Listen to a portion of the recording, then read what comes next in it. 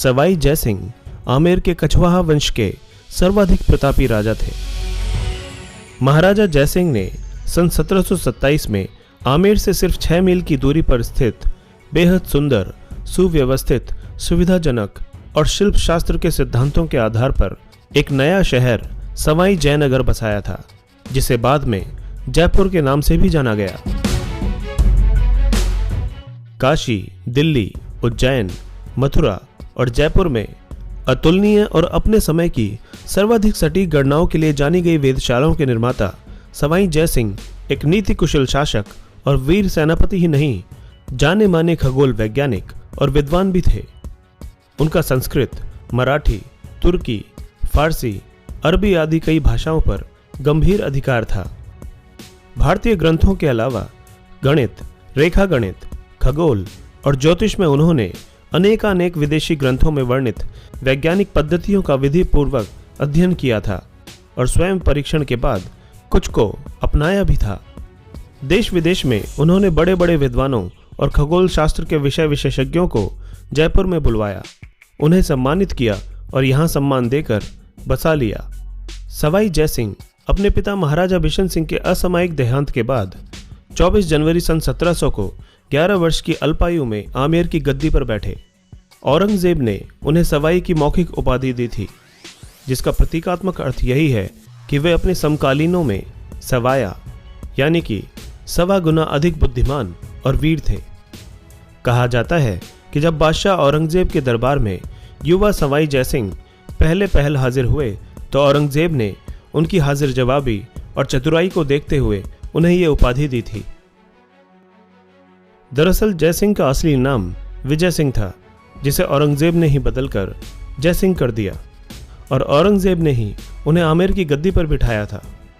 औरंगजेब ने जयसिंह के छोटे भाई चीमा जी का नाम भी बदलकर विजय सिंह रख दिया था। महाराजा जयसिंह ने युद्ध और राजनीति में उलझे रहने के बावजूद नगर निर्माण और खगोल शास्त्र में बड़ा काम किया था।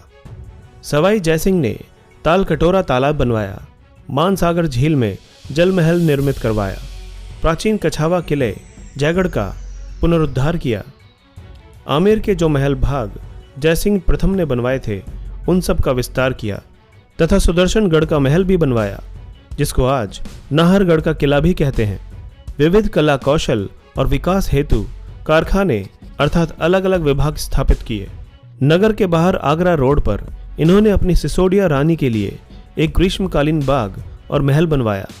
शहर में कल्की का मंदिर और यज्ञ स्तंभ के पास भगवान विष्णु का मंदिर भी इन्होंने ही बनवाया था। जयपुर के पुराने राजमहल चंद्र महल के उत्तर में जयपुर नरेशों के आराध्य देव गोविंद देव जी का मंदिर है। दुनिया भर में जंतर मंतर के नाम से मशहूर विशाल वेधशाला भी यहीं पर मौजूद है। पत्थर के विशाल यंत्र और ग्रह नक्षत्रों की गणना के लिए बने इन गणना उपकरणों के निर्माता सवाई जयसिंह को बचपन से ही गणित और खगोल शास्त्र में बड़ी गहरी दिलचस्पी थी, पर महाराज जयसिंह को खगोल विद्या में दीक्षित करने का बड़ा श्रेय पंडित जगन्नाथ सम्राट को जाता है। राजा को वेद पढ़ाने के लिए नियुक्त मराठी सम्मानित विद्वान भारतीय ज्योतिर्विज्ञान को योगदान देते हुए सम्राट जगन्नाथ ने सिद्धांत कौस्तुभ की रचना की तथा यूक्लिड के रेखागणित का अरबी से संस्कृत में अनुवाद भी किया। सवाई जयसिंह ने अपने गुरु के ही अनुसरण में अनुभव किया कि न्यूटन और फ्लेमस्टीड आदि द्वारा उल्लेखित यूरोपीय वैज्ञानिकों के पीतल या धातु के खगोल यंत्रों से मौसम, तापमान, घिसाई आदि के कारण गणना करने में अक्सर अंतर आ जाया करता है।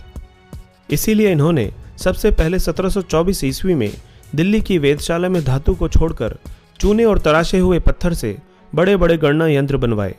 फिर इसी तरह इन्होंने जयपुर में सन 1734 में और सन 1732 से 1734 के बीच मथुरा, बनारस और उज्जैन में भी अपने वास्तुविद विद्याधर के मार्गदर्शन में सम्राट जगन्नाथ द्वारा विकसित उन्नत यंत्रों सम्राट यंत्र, लघु, नाड़ी वलय यंत्र, कांति वृक्ष यंत्र, यंत्र राज, दक्षिणोदक भित्ति यंत्र, उन्नतांश यंत्र, जयप्रकाश यंत्र, सम्राट यंत्र दीर्घ, षष्ठांश यंत्र, कपाली वलय यंत्र, राशि वलय यंत्र, चक्र यंत्र, राम यंत्र, त्रिगंश यंत्र आदि से युक्त नई वेधशालाएं बनाई। मथुरा की वेधशाला नष्ट हो चुकी है। काशी और उज्जैन की वेधशालाएं नष्ट होने के कगार पर हैं और अब केवल जयपुर और थोड़ी बहुत दिल्ली की वेधशाला इनके वैज्ञानिक व्यक्तित्व का स्मरण कराती हैं। इन्होंने भारतीय खगोल विद्या के साथ यूनान, मध्य एशिया और यूरोप में जो ग्रंथ लिखे गए थे तथा जो यंत्र बने थे उनको मंगवाकर उनका परीक्षण व उपयोग किया। आकाशीय घटनाओं के अध्ययन की भारतीय विद्या को अद्भुत मानते हुए इस स्मारक को विश्व धरोहर सूची में शामिल किया गया है। इन्हीं यंत्रों के गणना के आधार पर आज भी जयपुर के स्थानीय पंचांग का प्रकाशन होता है और हर वर्ष आषाढ़ पूर्णिमा को खगोल शास्त्रियों द्वारा पवन धारणा प्रक्रिया से आने वाली वर्षा की भविष्यवाणी की जाती है। भारत में जयसिंह से पूर्व खगोल शास्त्र में अनेक दशकों यहाँ तक कि सदियों से कोई बड़ा या उल्लेखनीय कार्य नहीं हुआ था। सवाई ने इस सांस्कृतिक निर्वात की पूर्ति की। दोस्तों, इसी तरह की इंटरेस्टिंग और इन्फॉर्मेटिव वीडियोस देखने के लिए हमारे चैनल हिस्टोरिक हिंदी को आज ही सब्सक्राइब करें और बेल आइकन को दबाना ना भूलें।